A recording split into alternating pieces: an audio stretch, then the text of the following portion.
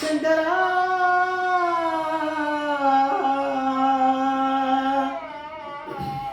ஹர ஹர சங்கரா ஜெய ஜெய சங்கரா ஹர ஹர சங்கரா சங்கரா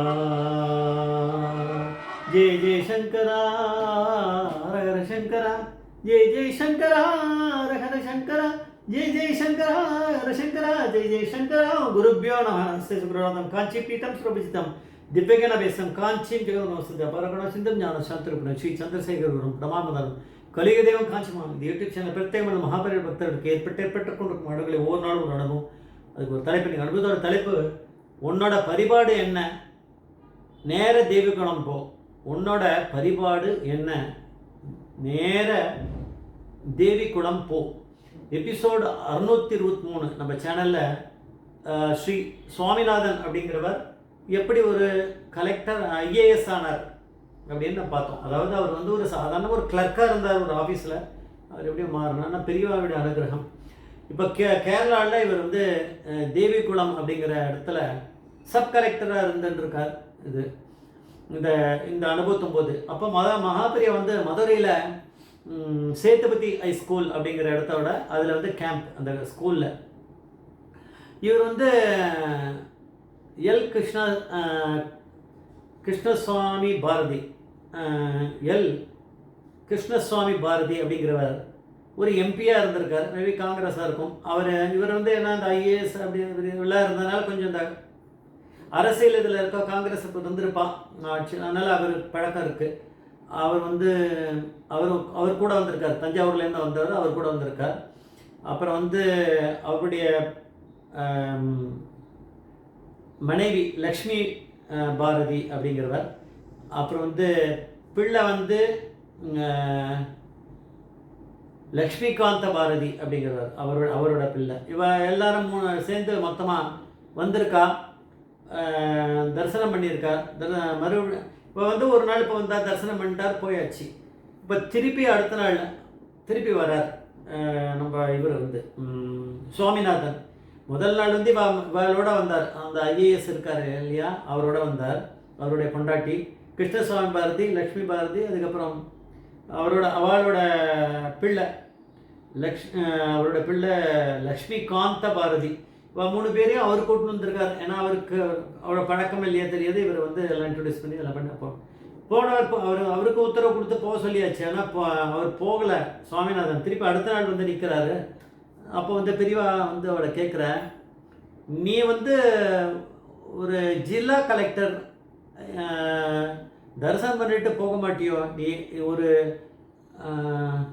சன்னியாசி கூட சுற்றிட்டு இருந்தீங்கன்னா உன்னோட ஜோலிலாம் என்ன ஆகுது அப்படின்னு, உன் ஜோலி யார் பாப்பா அப்படின்னு சொல்லியிருக்கார் பெரியவா. நான் ஜில்லா கலெக்டர் இல்லை பெரியவா, நான் சப் கலெக்டர் தான் அப்படின்னு. சரி, உன்னோட பரிபாடு என்ன அப்படின்னாரு. பரிபாடுன்னா உன்னோட ப்ரோக்ராம் அடுத்தது நீ எப்படி என்ன பண்ண போகிற, இப்போ எப்போ கிளம்ப போகிறேன்னு சொன்னார். ராத்திரி ஆகாரம் பண்ணிவிட்டு நான் வந்து என்னோடய பெரிய அண்ணா இருக்கார், மூணாரில் இருக்கார்.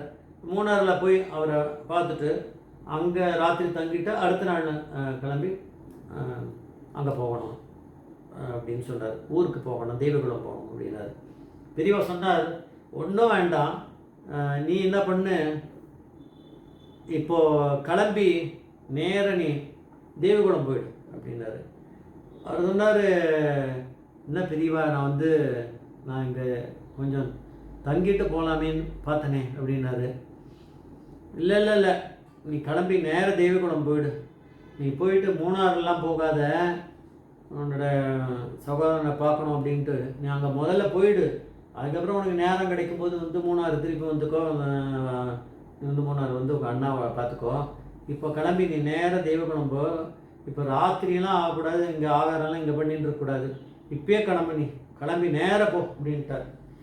இவருக்கு ஒன்றும் புரியல, என்னடா இது பெரியவா இப்படி சொல்கிறாளே தெரியல. பெரியவா வந்து இப்படிலாம் பண்ணும்போது ஒன்றுமே புரியாத அவளுக்கு. ஆனால் பெரியவா சொல்கிறான்னா ஏதோ ஒரு விஷயம் இருக்கும், அதனால் கிளம்பிடுவாவா. அதனால் காரில் தான் வந்திருக்கார். அவர் தான் சப் கலெக்டராக இருந்திருக்காரு, காரு டிரைவர்லாம் வச்சுருந்துருப்பார். அதனால் கிளம்பினார். கிளம்பி நேராக தெய்வகுணம் போய் சேர்ந்தார். பெரியவா சொன்னதை அப்படியே கேட்கணும், அண்ணா கிட்டலாம் போகக்கூடாது, நேராக அங்கே போயிட்டார். போய் சேர்ந்தார். அங்கே அங்கே போய் சேர்ந்தார்னா அவர் வீட்டில் வந்து ஒரு தந்தி டெலகிராம் வந்திருக்கு கவர்மெண்ட்லேருந்து. ஆலப்பியோட ஜில்லா கலெக்டராக, ஆலப்பியோட கலெக்டர்னு வச்சுப்போம், மெயின் கலெக்டர், இவர் தான் கலெக்டர். இப்போ வந்து சப் கலெக்டராக வந்ததுக்கு ப்ரொமோஷன் இருக்குது. ஜில்லா கலெக்டராக இவர் போய் உடனே ஜாயின் பண்ணோம், வித் இமீடியட் எஃபெக்ட் போய் ஜாயின் பண்ணோம் அப்படின்னு. இப்போ இங்கே இருக்காரு. இப்போ நாளைக்கு போய் ஜாயின் பண்ணோன்னா இங்கே இருந்து அடுத்த நாளும் தங்குவார், அப்புறம் போவார். அவர் எப்படி போவார்னு சொல்ல முடியாது. அப்படியெல்லாம் லேட் பண்ணாருன்னா பெரியவாளுக்கு அப்படின்னு பரமேஸ்வரனுக்கு தான் தெரியும். அவர் வந்து ஒரு சப் கலெக்டராக இருந்தவர், இப்போது ஜில்லா கலெக்டராக ஆயிருக்காரா இல்லையா, அவருக்கு ப்ரொமோஷன் வந்திருக்கா, இவர் எப்போ போகணும் ஊருக்கு, பரமேஸ்வரன் அவருக்கு மட்டும்தான் தெரியும் அப்படிங்கிறத காமிச்சிருக்காரு.